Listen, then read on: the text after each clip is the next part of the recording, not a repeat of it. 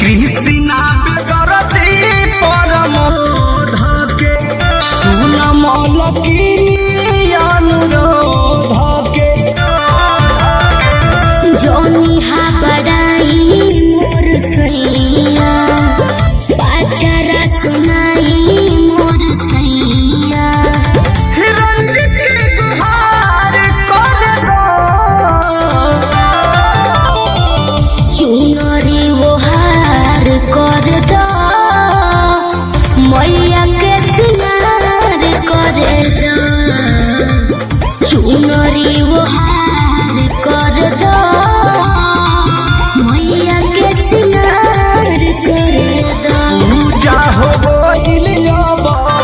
चल धनी बहारी भीड़ भाड़ बारे गवा आइल बा सब बहारी दोसरों के दीदार कर दो चुनरी